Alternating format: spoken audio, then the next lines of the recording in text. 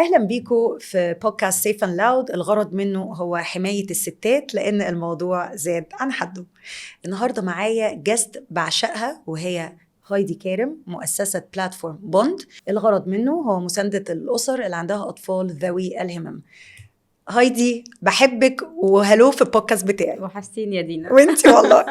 يا رب تكوني بخير، وانا مبسوطه جدا ان انا معاكي النهارده، وشكرا على الدعوه دي.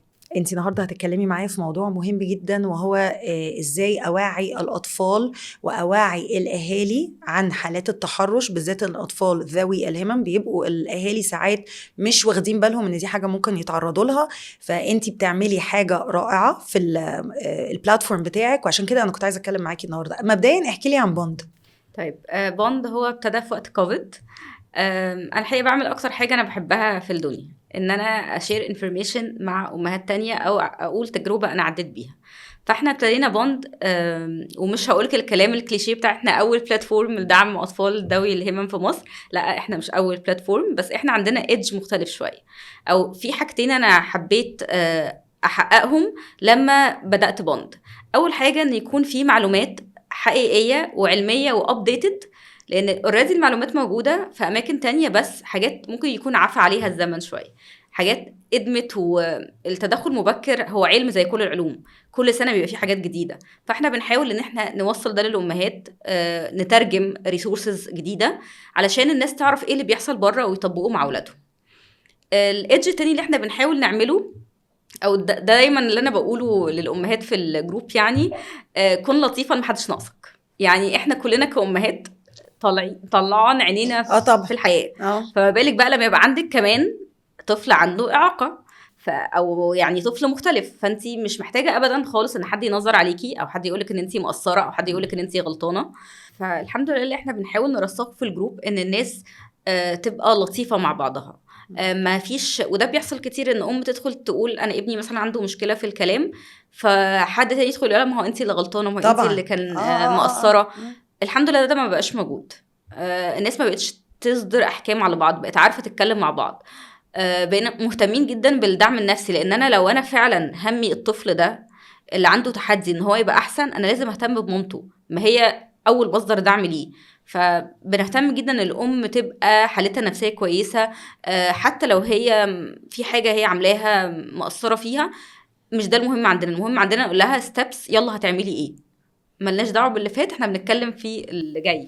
انا بعشق بوند. انتي عارفه انا حكيت لك قبل كده، انا اصلا اكتشفته على فيسبوك من كام سنه، من يجي 6 سنين بالصدفه. 6 سنين لا اقل من ايام الكورونا. اكتشفته بالصدفه وعملت له فولو، لان انا يعني كان عاجبني قوي الحاله اللي فيه، عاجبني ان في كميه معلومات رهيبه على الصفحه، حتى لو انا مش هستخدمها، بس انا من ساعتها وانا متابعاكي وقلت انا هايدي دي هجيبها قريب اتكلم معاها. هايدي انتي اتقابلنا من 2 سنين وحكيتي لي على حاجه خطيرة انت بتعمليها، وهي دي جول القعدة النهاردة. انتوا بتعملوا وركشوبس للأهالي، تعلموهم ازاي يتعاملوا لو في حالة تحرش مع الأطفال، وازاي أصلا يلقطوا ان في حاجة غلط بتحصل، او ان هم أصلا يعرفوا ان ده موجود. احكي لي عن الوركشوب ده. انا الحقيقه لما بدات يعني ادرس الاول الموضوع ده عشان اقدر اقدمه للامهات، كان ابني ابتدى يدخل في مرحله ما قبل المراهقه، فكان لازم انا ابتدي اتعلم هعمل ايه معاه، ابتدي من بدري شويه. زي ما كل الناس بتقول ان انت ما ينفعش تستني الطفل يوصل لمرحله المراهقه او يوصل لمرحله البلوغ او يتعرض لحاجه فابتدي تفوقي ان ايه ده انا هعلمه. لا، احنا محتاجين نبتدي من بدري شويه. فانا ابتديت انا اتعلم ده الاول، وبعدين اكتشفت ان في عندنا نوعين من الامهات على البلاتفورم. في امهات شايفه او عندها هوس ان او رعب من حاجه زي دي، وبالتالي الطفل مش بيروح حضانه، مش بيروح سنتر، لا انا مش هوديه مدرسه، مش هخرجه من البيت، انا خايفه ان ده يحصل. بتتكلمي عن التحرش، ان هو يتعرض لحاجه بالظبط. في امهات عندها خوف ورعب، فالطفل بيبقى محبوس. وفي العكس خالص، في امهات بتبقى شايفه انه لا يمكن يحصل. دينايل. لا طبعا، يعني دي حاجه لا يمكن تحصل، دي بعيده عني خالص. والاتنين مش صح. احنا بنتعامل مع ولادنا، او ده اللي احنا بنحاول نقوله، ان الطفل اللي عنده تحدي ما هو طفل زي اي طفل، هو معرض لكل حاجه الطفل التيبيكال بيتعرض لها. بل بالعكس، احنا ولادنا معرضين اكتر، لان هم ناس بتشوفهم ان هم ممكن يكونوا مش قادرين يعبروا بشكل اكتر، مش هيفهموا اللي بيحصل. بالعكس احنا اولادنا معرضين لده، بس ما ينفعش ابقى اكون مرعوبه فاحبس ابني ومعرضوش لتجارب ومعلموش خالص، او ان انا ابقى شايفه انه لا دي حاجه عمرها ما هتحصل. فعشان كده ابتدينا الورك شوب، وابتدينا من البيز تماما. انا هبتدي من سن كام، هبتدي اعمل ايه، هشتغل مع ابني ازاي، علشان نوصل لمرحله بقى ان انا ابتدي اتكلم طيب هو تعرض للتحرش احميه ازاي، هيبلغ ازاي، هيعمل ايه. يعني انت بتعملي توعية جنسية اللي هي كلاسز السكس education بس للأطفال السبيشال نيدز. احنا بنقدم حاجتين، بنقدم يعني ورك شوب للأمهات، أنا هعلمك انتي تعملي ايه، والحاجة التانية بنقدم سيشنز للأطفال من خلال حاجة اسمها سوشيال سكيلز أو لايف سكيلز. ببتدي أعلم الطفل منه وهو صغير خالص ان انت ايه حدود جسمك، مين المفروض يشوف جسمك او لا، ازاي تبقى معتمد على نفسك. لان انا لو عايزه اعلم ابني يبقى محدش يقرب له، هو محتاج ان هو ياكل نفسه ويقلع نفسه ويلبس نفسه ويحمي نفسه. كل الحاجات دي الاطفال التيبيكال بتتعلمها باي ديفولت. بعد كام سنه الطفل اوريدي بيعمل ده لوحده. لكن كتير من اولادنا اللي عندهم احتياجات خاصه او عندهم قدرات مختلفه، الام بتبقى هي المسؤوله عن كل حاجه، وده مش صح. فبنبتدي من سن صغير خالص ان انا اعمل بروجرام كامل اسمه لايف سكيلز او سوشيال سكيلز، الطفل ازاي يعرف يعمل كل حاجه لوحده. بعد كده ببتدي بقى اعلمه ازاي هتحمي نفسك. بعد ما بعلمه نشتغل على الحمايه، واحنا الورك شوب بتاعتنا اسمها التعليم من اجل الحمايه. فانا مش هعرف احمي ابني لو هو مش متعلم. طب هسألك اللي ممكن امهات كتير دلوقتي تبقى بتفكر فيه، انا ابني نون فيربال اللي هما مش عارف يتكلم، طب انا ازاي هعرف اوصله انه يفهم ويوصل لي حاجه زي كده؟ مش كل التواصل كلام، احنا ممكن نتواصل بحاجات كتيرة قوي. وانا لما باجي بقول الطفل ده هشتغل معاه على البروجرام بتاع الحماية او التربية الجنسية، ما بيهمنيش خالص هو بيتكلم ولا لا، بس يهمني هو قدراته الذهنية عاملة ايه. فلو الطفل ده قدراته الذهنية من متوسط او يعني واقل من متوسط، فاقدر اشتغل معاه. مش مهم خالص اذا كان بيتكلم ولا لا. انا الكلام او التواصل ممكن يبقى بطرق كتيره. انا ممكن اتواصل معاه بلغه الجسد، ممكن اتواصل بلغه اشاره، ممكن اتواصل بالكلام، ممكن اتواصل عن طريق ابلكيشنز خاصه بالنون فيربال تشيلدرن. حلو، ده زي ايه؟ في ابلكيشنز كتيره، في بيبقى زي تابلتس بتتباع اوريدي فيها البروجرام موجود فيها، وفي ابلكيشنز بتنزل فور فري. انا بسجل صوتي او بحط صور للطفل، فلو الطفل عايز ياكل هيدوس على الايكون بتاع ان هو عايز ياكل، وممكن اسجل فيه صوت الام او صوت التيتشر بتاعت الطفل. لو الطفل عايز يدخل التويليت بيدوس عليه. في بروجرام اسمه بيكس، ده بروجرام بيعتمد على الصور، بطبع صور للطفل، دي حاجه يعني بتبقى مانيوال اكتر. والطفل بيروح يجيب الكارت اللي هو عايز يقوله او عايز يتواصل بيه. فانا اقدر اعلم الطفل ازاي يتواصل معايا وازاي يريبورت حتى لو هو مش بيعرف يتكلم. المهم قدراته الذهنيه اخبارها ايه، هل هيستوعب اللي انا بقوله ولا لا. أنا قريت إن الأطفال ذوي الهمم بيتعرضوا للتحرش من 3 ل4 مرات أكتر من الطفل النيوروتيبيكال، و90% من الحالات محدش بيعرف عنها حاجة. هل تفتكري إن أو هل من خبرتك مع الأهالي شفتي إن لما طفل بيجي يقول أو ينبه الأم إن هو بيتعرض لحاجة، هل الأم ممكن ما تصدقوش لانه هي شايفه ان هو ممكن يكون بيتخيل؟ يعني خلي بالك ده اصلا في الظروف العاديه الضحيه لما بتيجي تقول ان في حاجه حصلت لها بالظبط. الناس اول حاجه يقولوا لها لا اكيد بيتهيألك، طب انت متاكده، طب استني، طب ده راجل طيب، ده قريب لينا. فهل بقى النسبه بتزيد او عدم ان احنا مش عارفين نصدق الطفل ممكن يزيد لان هو من ذوي الهمم؟ طيب خلينا نقول ان الحقيقه ان ممكن يكون ولادنا معرضين اكتر من الاطفال التيبيكال، علشان الناس بتشوف فيهم ان هو مش هيعرف يقول، لو قال محدش هيصدقه، ممكن ما يعرفش يعبر. احنا ممكن يكون ده حقيقه، ولكن الفكره دي ابتدت تتغير شويه. التوعيه عامه بقت موجوده، والاهالي بقى عندها قابليه انها تصدق ولادها. بس الفكره ان انا لو ابني اصلا مش متعلم حاجه زي دي مش عارف يقول لي. فاحنا بنواجه مشكلتين. المشكله الاولانيه ان في امهات شايفه ان اصلا دي حاجه مش في الحسبان وانا مش هعلمها له، والحاجه التانية ان الناس مش بتصدق. فلو انا عايزه ارسخ عند ابني او ان انا ابني يعرف يريبورت ليا اذا لا قدر الله حصل حاجه، انا محتاجه اشتغل الاول ان انا اعلمه، لان هو لو مش عارف ان دي حاجه خطر او حاجه غلط هو مش هيقول لي اصلا. انتوا بتعلموا الطفل ايه هو التحرش اللي ممكن يتعرض له؟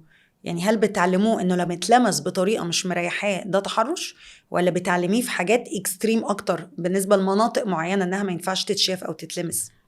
كل طفل حسب قدراته، ما ينفعش نحط مسطرة واحدة نقيس عليها كل الأطفال، خصوصا لو الطفل ده نيرو دايفرس أو عنده قدرات مختلفة. بس احنا بنبتدي زينا زي أي طفل عادي، بنبتدي إن إيه المناطق اللي ما ينفعش حد يقرب منها، إيه الدايرة الآمنة بتاعتك، إيه الحدود بتاعت جسمك، مين الناس القريبة منك، مين الدايرة الآمنة، مين اللي هتريبورت لي، مين هي العيلة بتاعتي، ومين الناس الغريبة عني. لأن هتكتشفي إن انتي، ودي بتحصل كتير مع أطفال، ان لو قلت له مين اقرب حد ليك هتندهشي لما يرد يقول لك مثلا السواق، او يرد يقول لك الناني. وده ريد فلاج ولا ده معناه ان الطفل مش عارف مين الدايره الامنه بتاعته، ودي مشكله. هو بالنسبه له الشخص اللي بيهتم بيه هو ده اللي بيبقى دايرة معاه الأمان. وقت طويل، هو ده اللي انا هثق فيه، وده اللي انا اروح اقول له، وده اللي ممكن يلبي له طلباته. ودي ريد فلاج خطيره مع كل الاطفال عامه. فاحنا بنعلم الطفل مين الدايره الامنه بتاعتي، مين اللي هريبورت لي، ايه المعلومات الشخصيه بتاعتك، يعني انت اسمك ايه بالكامل، عنوانك فين، رقم تليفون ماما ايه.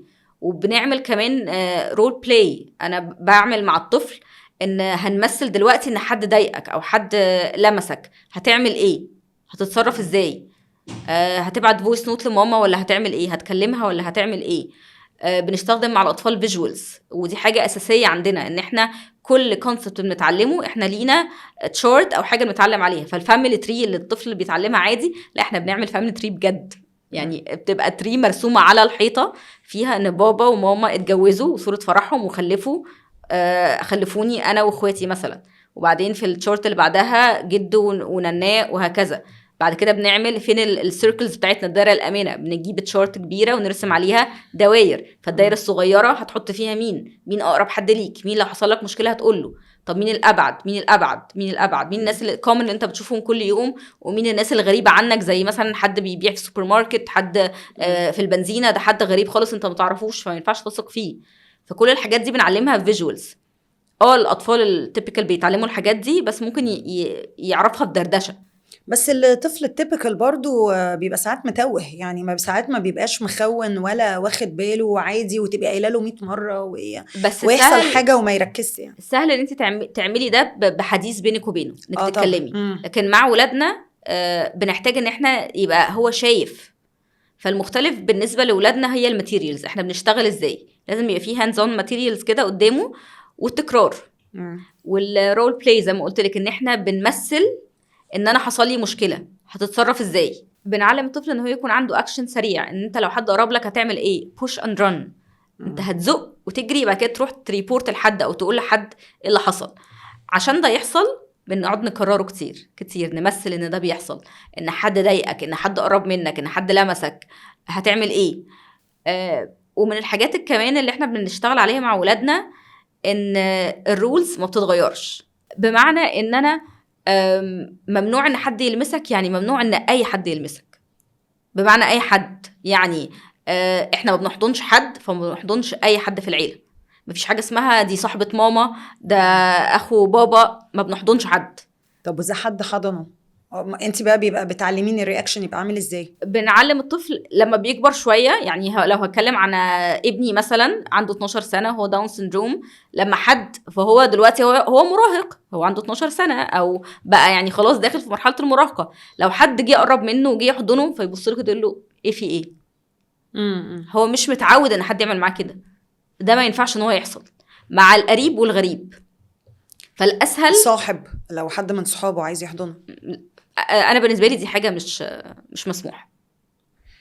وحتى لما بنحضن، لو هنحضن حد، لان دي حاجه يعني مش هقول لك لا احنا ما بنحضنش بعض ولا الكلام ده، بس احنا متعلمين ان انا لو هحضن حد انا هحضن واعد 1 2 3 واسيب.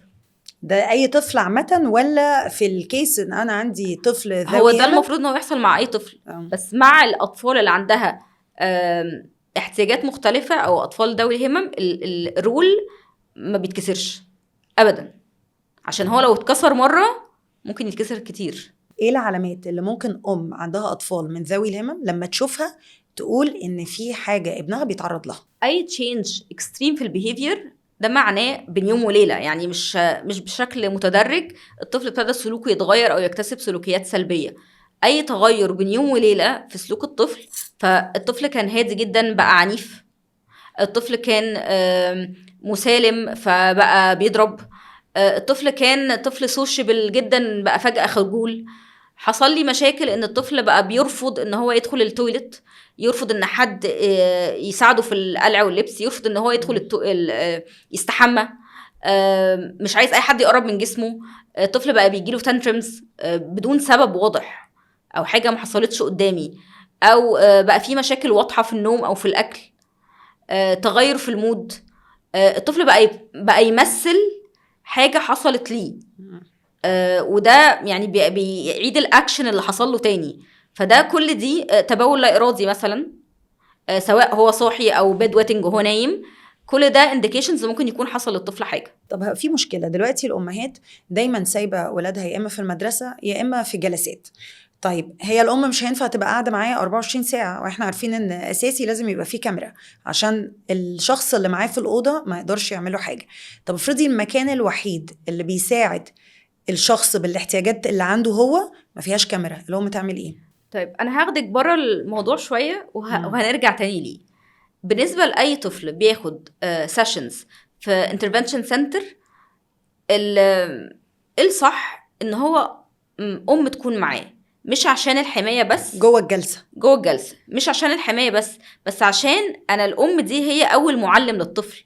الطفل بياخد جلسات، حتى لو اخد جلسات كل يوم هو بياخد الجلسه ساعه الا ربع ساعه بالكتير، لكن هو محتاج يتعلم يطبق اللي هو اتعلمه في الجلسه ده بره البيت. بس هايدي انا عارفه ان الجلسات بيمنعوا الام انها تدخل علشان يعرفوا يعملوا بوند بينهم وبين الطفل ويعرفوا يسيطروا عليه، فانتي عايزه الام تدخل؟ تمام. ده ممكن ياثر على الجلسه. في حلول اخرى في السن الصغير اللي هو من اول مثلا سن سنه لحد سن 3 سنين، فما فيش مشكله ان الام تدخل، لان كمان الطفل بيبقى مرتبط بيها.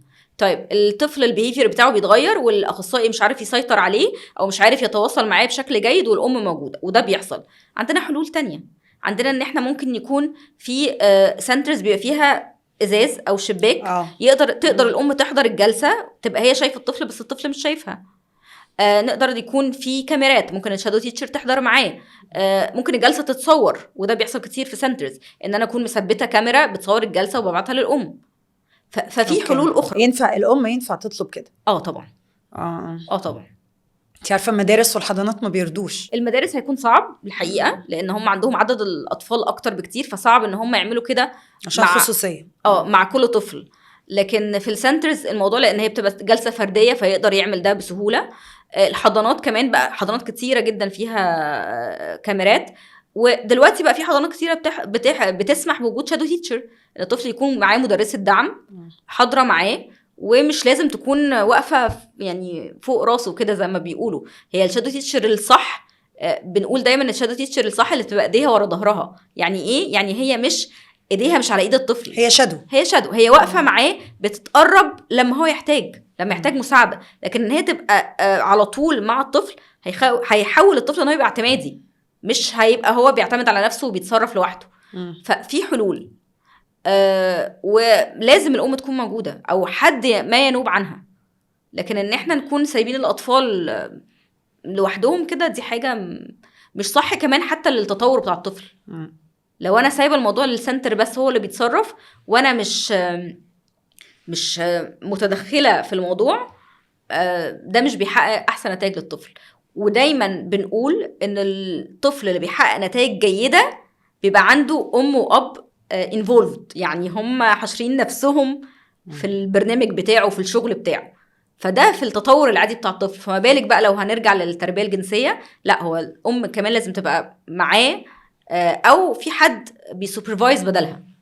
طب انتي في عمرك شفتي لايف قدامك طفل فعلا بعد ما اخذ التريننج ومامته قعدت تعلمه وهو قدراته محدوده قدر انه يوصل لمامته ان يعني does it work؟ ده فعلا مش حاجه فعاله يعني؟ لو هكلمك عن تجربتي الشخصيه يعني احنا دلوقتي علي لو احنا رايحين لاي دكتور، احنا بيبقى عندنا بيفضل واقف كده يقوله لا مش هتقرب، عيب، ما ينفعش. فنبتدي نتكلم، لا انا دكتور وعادي ومش عارفه ايه، طب تعالي في جنبي. طب سؤال بقى، هل هو في الموقف ده انت ازاي بقى بتخليه يفهم انه انا قايله لك محدش يلمسك خالص، لكن هو مثلا رايح لدكتور او مدرب او مثلا حد هيعمل له علاج طبيعي وهيضطر يتلمس، فانا بقى بتفهميه من قبلها؟ بنتكلم، لازم نقعد نتكلم، لان هو محتاج يعرف ان محدش ينفع يقرب من جسمه غير لما يبقى موافق. فبنقعد ونتكلم، وده دكتور والموضوع مش هياخد اكتر من 2-3 دقايق والموضوع هيخلص وعايزه اقولك ان هو بعدها بيبقى متضايق مني شويه، حاسس انه لا احنا ما اتفقناش على كده، انت ملخبطاه. لا حد يقرب لا ما يقربش. يعني. الام لما بتعرف انه ابنها اتعرض لحاجه، هي المفروض تعمل ايه؟ لان انت عارفه في العادي في امهات كتير، كان معانا في حلقه تانية دكتور منى رضا استاذ طب نفسي قالت لنا ان في امهات كتير جدا بيبقى عندهم حاله زي انكار، هو مش عايز يصدق ان هو مش في امان هو وعيلته وان دي حاجه حصلت له، فبالتالي بتزق الموضوع على الجنب. الام المفروض تعمل ايه؟ انا متفقه جدا مع الكلام ده، لان انا شفته حصل في كيس اتعاملت معاها. كانت من الصعيد، وهي كانت كبيره في السن ومخلفه ابنها عنده داون سيندروم. يعني الفرق بينه وبين اخواته 20 سنه. والولد الحقيقه كان تطوره كويس جدا، لان هو بيتعرض لتجارب كتيره واخواته كبار وعنده ولاد اخوه، فالولد كان تطوره كويس جدا، بس كان في بلوك، في حاجه غلط حاصله، فعشان كده الام جابته لنا. فجاه الولد بقى متغير، بقى ساكت، بقى في حاجه هي مش فاهماها. وبعدين جابته لنا في السنتر، احنا بنشتغل معاه وخلصنا الاسسمنت بتاعه، وبعدين لقيتها فجأة كده وهي خارجة بتقولي عايزة اقولك على حاجة بس يا دكتور، هو الولد حصل له كذا كذا كذا كذا من جارنا، وبتقولها بمنتهى الهدوء وبتقولها وخارجة. حصل له اعتداء جنسي. وهي بتقولها وهي على الباب وهي ماشية، يعني كأن مفيش حاجة حاصلة. فانا رجعتها قلت لها هو حضرتك بتقولي لي الكلام ده يعني كأنه حاجة عادية وحاجة عابرة حاصلة؟ قالت لي ما انا هعمل ايه بقى، ما انت عارفه احنا عندنا في الصعيد انا ما اقدرش اقول حاجه زي دي، جارنا راجل كبير في السن وانا عندي ولاد كبار ومتجوزين ومخلفين، وهو الراجل اللي جارنا ده الناس كلها عارفاه وهو مش مخلف والناس بتحبه، فما اقدرش اتكلم عليه. مش هيصدقوها. فطيب حضرتك عملتي ايه؟ احنا مشينا وسيبنا المكان خالص. هي عرفت ازاي؟ الولد قال؟ الولد ابتدى يمثل اللي حصل فيه. طب وهي ربطته بالشخص ازاي؟ وقعدوا فتره، لان الولد ما كانش بيخرج بيروح مكان غير عند جارهم ده. وقعدوا فتره مش مصدقين، لحد ما اخو الولد هو اللي قال لها في حاجه غلط، هو الولد شاف الحاجات دي فين، اتعلم ده ازاي، وبقى عنده يعني هوس ان هو يتفرج على التلفزيون اي مشهد فيه حاجه حميميه راجل وست او حاجه افلام عربي عاديه جدا يفضل متنح. فاكتشفوا من ده، وابتدى الولد كان قدراته كويسه، فبيقدر يعبر بيقدر يتكلم، فابتدوا يتكلموا معاه واحده واحده لحد ما عرفوا مين اللي عمل فيه كده. لكن ساعتها ما خدوش مشيوا، لكن ما بلغوش عنه. يعني ده كان اسهل لهم انه كلهم يمشوا من المنطقه عن انهم يبلغوا عنه. وعدى سنين. احنا اللي قدرنا نساعده بيه ان احنا وصلناه بمتخصصه، يعني متخصصه نفسيه تبتدي تشتغل مع الولد، وابتدت تشتغل معاه ان هو يعبر عن التروما دي حصل يعني اثرت فيه ازاي. واخد فتره لحد ما ابتدى يعدي الموضوع ده حصله وهو سنه كام؟ كان كبير، كان عنده حوالي 15 سنه، ما كانش صغير. ايه اكتر صعوبات الامهات او الاهالي بشكل عام بيواجهوها لما بيجوا يعلموا اطفالهم عن التوعية الجنسية في ظروف غير تقليدية؟ انا بشوف ان في حاجتين، في حاجة من عند الام وفي حاجة من المجتمع اللي حواليها. الحاجة اللي عند الام ان هي بيبقى عندها الاكسبكتيشنز او توقعاتها من ابنها، ان هو لا، هو انا حتى لو قلت له هو مش هيفهمني، انا لو علمته هو مش هيعرف. فده للأسف ده بيمنع ان الطفل يتعلم. لو انا شايفه ان ابني مش هيقدر فهو مش هيقدر، لو انا شايفه ان هو مش هيفهمني لو اتكلمت معاه او حاولت اوصله المفهوم بطريقه بسيطه فهو مش هيتعلم. فمحتاجين ان الامهات تصدق ان اولادها يقدروا، وفي كتير من اولادنا يقدروا يعملوا ده. وخليني عشان انا دايما بحب اتكلم على ذوي الهمم بدون تمييز، مش كل الاطفال هتقدر عشان نبقى واقعيين. فانا ممكن تكون قاعده بتسمعنا دلوقتي ابنها عنده اعاقه متعدده، فهو مش هيقدر يتعلم ده. فخلينا نقول ان مش كل الاطفال هتقدر، بس في اطفال كتير هتقدر. زي ما قلنا لو هو الاي كيو بتاعه من افريج او بلو افريج فنقدر نعلمه ده. الحاجه التانية او الصعوبه التانية اللي بتواجه الامهات هي المجتمع. ان حبيبي ده طفل كيوت، حبيبي ده جميل. حتى لو ولادنا من ذوي الهمم حتى لو كبروا للاسف ناس كثيره بتتعامل معاهم ان هم ستيل اطفال، مع ان ده مش حقيقي. احنا ولادنا بيكبروا على المستوى الجسماني والمستوى النفسي والمستوى الجنسي زيهم زي باقي الاطفال، وكمان المستوى الذهني بيتطور حسب كل طفل. لكن انا ما ينفعش يبقى عندي شاب عنده داون سيندروم او شاب عنده توحد اشوفه اقوم واخداه بالحضن او اقوم اقعد ابوسه او اقول له تعالى اقعد جنبي. ده مش صح. حتى لما الام بتحاول تمنع ده بتواجه رفض من المجتمع. حبيبي ده جميل، حبيبي ده كيوت. انا بواجه ده مع ابني لان هو كبر، بس الناس شايفه ان هو كيوت وجميل ولذيذ ولطيف لا هو كبير. هو تينيجر هو بالظبط. فاللي انت ما ينفعش تعمليه مع تيني ايجر تيبيكال برضه ما ينفعش تعمليه مع تيني ايجر عنده نيدز مختلفه. وللاسف ده بنواجهه كتير مع الامهات. هتلاقي مثلا ام تبقى ماشيه مع ابنها، حد يعمل لابنها باي باي. هل انت في العادي لو شفتي شاب هتعمل له باي باي؟ دي حاجه كومن قوي فعلا. او هتحدفي له بوسه مثلا. هل دي حاجه تضايق الاهالي؟ جدا جدا، لان انت ان هو مش بيبي، انا انت حكمتي عليه من شكله. يعني انا ابني شكله بيبي فيس. مش ممكن بيبقى الناس عايزين يبقوا لطاف، يعني هم شايفين طفل جاي باصص لهم بصي ده هيرجعنا لحاجه تانية اسمها اتيكيت التعامل مع ذوي الاعاقه او ذوي الهمم. دي حلقه تانية. دي قصه انا اخرى. عايزه اعمل معاكي بتاع 10 حلقات. لان هي انا عارفه ان ده نابع منين. انا مش بقول ان الناس نيتها سيئه، انا عارفه ان الانتنشنز بتاعت الناس ممكن تبقى كويسه وان هم بيحاولوا يبقوا ناس لطيفه، بس واقع ده على الطفل وعلى الام مش بيبقى الطف حاجه. غريب. لان هي حطي نفسك مكان الام اللي بتحاول وتعافر ان ابنها قدراته تتحسن ويبقى فاهم ومدرك حاجات كتيره قوي، وفي الاخر حد يجي بمنتهى البساطه يعامله ان هو طفل او ان هو مش فاهم. فدي حاجه مش بتبقى وقعها يعني لطيف قوي. او ممكن تبقي في سوبر ماركت وحد يقول لابنك هات حضن افندم. لا طبعا مفيش الكلام ده. والحاجه الكومن ادعي لي مثلا، دي طبعا دي حاجه ادعي لي. دي حاجه بنسمعها كتير جدا. لا دي حاجه من اسخف الحاجات اللي ممكن حد يتعرض لها، وممكن تطلع من ناس يعني مستواهم العلمي او الاجتماعي قصدهم ان انت الدعوه منك مقبوله. الام لا بالطفل بتقول للطفل ادعي لي. وممكن تطلع من ناس المفروض انها اوير او انها يعني ثقافتها عاليه، بس للاسف بتطلع.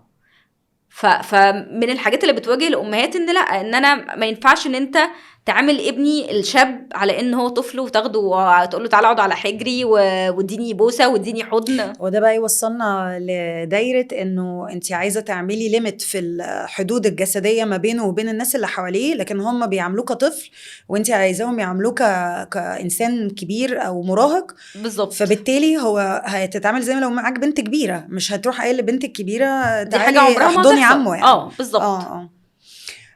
كنتي قلتي لي حاجة مهمة جدا، وهي ان الاهالي في الصعيد اللي عندهم اطفال من ذوي الهمم بيبقوا خايفين على عيالهم اكتر بكتير او مخونين اكتر بكتير من الاهالي اللي في المدينة. انا بالنسبة لي ده مش قادرة افهم ليه، فاشرحي لي اكتر. هو مش بس الصعيد، هو اي بيئة مفتوحة، يعني القرية او الصعيد او الارياف، البيئة دي بتبقى مفتوحة أكتر. الطفل بيبقى عنده مساحة إن هو عادي ممكن يروح لبيت جده، يتمشى لبيت عمته، يروح يجيب حاجة من السوق. بيبقى هم حاسين إن الدنيا أمان، الدار أمان زي ما بيقولوا. فده للأسف ده ممكن يعرض الطفل أكتر إن هو حد ياخده لبيت جارهم يحصل حاجة، أو يحصل حاجة يعني في منطقة بعيدة. الأهالي بقى عندها وعي، على فكرة دي مش حاجة وحشة. الأهالي بقى عندها وعي إنه لأ، ان انا هقفل على ابني اكتر. ده ليه الاطفال ليه اقل عرضه في القاهره مثلا او في المدينه؟ لان احنا بيوتنا مقفوله. انت ابنك بيخرج رجلك على رجله، سواء طفل تيبيكال او يعني نيورو دايفيرس. انت مفيش حاجه اسمها طفل ينزل يتمشى في الشارع كده لوحده. طبعا مفيش حاجه كان اسمها زمان. كان زمان وانا صغيره بنلعب قدام العماره عادي. كان زمان ان احنا بنلعب في الشارع. لكن دلوقتي لا، الناس بقى عندها حرص اكتر ان الطفل ما بيخرجش لوحده. فده بيخلي ممكن تسمعي حوادث اكتر في بيئه مفتوحه زي القريه او الصعيد او الناس اللي فيها بيسمعوا القصص دي، فقفلوا بقى دلوقتي بالزبط. على الولاد بقى عندهم وعي. السوشيال ميديا والميديا عامه بقت بتنبه على ده كتير. هايدي انا عايزه اشجعك تعملي ورك شوبس اكتر بكتير للاهالي، لان انا ما سمعتش عن بني ادم بيعمل الوركشوب ده غيرك. عايزاكي تدوسي وتعملي اونلاين وان جراوند وانطلقي. بصي انا اتمنى ان احنا صوتنا يوصل لناس اكتر، وان يبقى الاهالي عندهم وعي اكتر. وهقولك على حاجه بمنتهى الامانه، مصر فيها متخصصين كويسين جدا جدا جدا. انا نفسي اتعلمت عن ده عن طريق ناس متخصصه في مصر، انا ما درستش ده بره مصر، فده موجود في مصر، بس للاسف الصوت فين الماركتينج؟ فين الصوت مش عالي. انا اسمع عن ورك شوب سوشيال ميديا، اسمع عن ورك شوبس منتل هيلث ولايف كوتشنج، انما انا ما اسمعش عن ورك شوب ازاي امرن طفلي او الام ان هو لو اتعرض لحاجه، لو هو من ذوي الهمم، ان هو يعرف يتصرف. دي حاجه انا عمري ما سمعتها اونلاين قبل كده، وده اللي احنا بنحاول نوصله. يعني انا بقولك ان ده موجود في مصر وفي ناس بتعمله، بس الصوت مش عالي. عشان كده احنا بنستغل بوند، لان هو بلاتفورم عليه امهات كتيره من مصر ومن الدول العربيه، ان احنا نوصل الصوت ده، نوصل اللي احنا اتعلمناه او اللي انا اتعلمته من مكان هنا في مصر عادي، نوصله للناس بطريقه سيمبل، بطريقه بنديهم هاندز اون ماتيريال. انا لما بعمل الورك شوب انا مش بدي الام المعلومات وامشي. انا ينفع يبقى اونلاين؟ ينفع يبقى اونلاين طبعا، ينفع يبقى اونلاين حتى مع الطفل. مع الطفل على حسب سن الطفل هيقدر يقعد اونلاين ولا لا، على حسب قدراته. لكن الاساس بتاعنا مع ولادنا ان احنا بنشتغل 1 to 1، طفل يبقى قدامي واشتغل يا رب معاه. انتي محتاجه فند كبير ومحتاجه سبورت رائع. يعني انا عارفه ان انتي في يوم من الايام هيبقى بوند دي هتبقى حاجه كبيره قوي. لان انا بقولك انا مثلا شخصيا يعني انا كنت عملت لكم فولو لان انا بكتب كنت مقالات للامهات في بلاتفورم رحب بالي، فانا بالنسبه لي كنت بستفيد جدا من الامهات بتقولوا عندكم يعني عمالين بتعملوا بتشاروا مع بعض قصص رهيبه، انسايت بقى من جوه الحدث. يعني في فرق بين لما اقرا روحي لو عندك مشكله في مصر روحي 1 2 3، وبين ان ام بقى بتحكي لي عن قصه هي تعرضت لها وتنبهني، قصص حقيقيه. ما دي حاجه اللي انا يعني لو هقولك ان في حاجه انا فخوره بيها، هي ان الامهات بقت حاسه ان بوند هي سيف بليس ليها. يعني احنا تقريبا كل 2 3 تدخل تكتب لنا تقول لنا انا عارفه ان محدش يفهمني غيركم، انا جاي هنا اتكلم عشان انا عارفه ان محدش هيحكم عليا، محدش هيحس باللي انا فيه. لا الفايب حلو، الاهالي مسانده بعض. يعني عمرك ما تلاقي واحده بتنتقد في ام تانية، انا ما شفتهاش لغايه دلوقتي. ده الحقيقه ما بيحصلش. والجميل كمان ان انا ببقى عامله زي شرطه كده او بوليس على البوست والمودريشن والكومنتس. اللطيف دلوقتي ان انا ما بقتش محتاجه اعمل ده، في لطف عام. بيبقى الناس ممكن ناس تدخل تقول لها على فكره ما ينفعش تتكلمي كده، ما ينفعش تقولي لها كده، خدي بالك الكلام ده ممكن يجرحها ازاي. فالناس كلها بقت تتكلم لغه واحده، ودي حاجه بقت عامله هارموني في الجروب. الناس بقت عارفه ان المكان ده هيبقى كايند عليهم، حتى لو هم داخلين يقولوا اسوأ حاجه هم عملوها مع ولادهم، فعارفين ان الناس هتبقى رحيمه بيهم. طب انا عايزه نقفل مع بعض الحلقه الجميله دي برساله منك للام اللي سمعت النهارده الحلقه دي وخايفه او حاسه ان ابنها مش جاهز للتوعيه الجنسيه، او ان هي محوطه على ابنها قوي فهو مستحيل هيتعرض لحاجه. ما عايزه اقول لها ان احنا مش بنخترع العجله، هو في طريقه ازاي نعلم بيها الطفل. يعني دي بروجرامز، يعني انا مش جايبه الكلام ده من عندي، فاحنا عندنا ايه الطريقه اللي نبتدي بيها مع الطفل. حتى لو ابنك ما بيعرفش اي حاجه عن الموضوع ده، فاحنا ممكن نبتدي معاكي فروم سكراتش كده، هنعمل كده بعد كده كده 1 2 3 لحد ما نوصل. احنا بنوصل كمان للتوعيه على السوشيال ميديا. ما احنا ولادنا اللي عندهم نيدز مختلفه بيكبروا وبيبقى عندهم موبايلز وبيبقى عندهم ايبادز وبيستخدموا السوشيال ميديا، وفي منهم دي كارثه بقى. انت اصلا الاطفال على السوشيال ميديا دي مصيبه. فاحنا يعني انت متخيله دينا احنا بنبتدي من الاول ان انا بعلم الطفل السورتنج والباترنج، انه يعرف ان ده ولد وده بنت وايه اعضاء الجسم بتاعتي، لحد ما بنوصل ان انت هتتعلم هتبعت لمين. في حاجه اسمها 5 وايز، انا ببعت لمين، ببعت ايه، ببعت امتى، ببعت ليه. فكل الحاجات دي احنا لحد الورك شوب عندنا من اول السن 2 متقسم ايجز مختلفه لحد ما بنوصل لسن التين ايجينج. انا هعمل ايه على السوشيال ميديا، مش بس في الحياه. تحفه. هايدي انت عارفه انا فان من زمان وكنتي من اهم الناس اللي تجيلي، لان البودكاست ده احنا عاملينه عشان احنا كستات بالذات مش مستوعبين ايه اللي ممكن يحمينا في البلد؟ يعني في قوانين كتير قوي تحمينا، بس احنا ممكن نكون مش عارفينها، لان احنا زي ما قلتي مش مخونين ان حاجه هتحصل، فبنستنى اما حاجه تحصل وبعد كده نقعد ندور. فقررنا ان احنا نعمل بودكاست بالتعاون مع بلاتفورم سبيك اب، نتكلم فيها مع الستات هم من الاول يحموا نفسهم ازاي علشان نعيش اكسبيرينس لطيفه. ميرسي يا هايدي قوي انك جيتي النهارده، ولينا اكيد حلقه تانية مع بعض باذن الله دينا، وانا اتشرفت ومبسوطه ان انا قابلتك النهارده وان شاء الله مش اخر مره.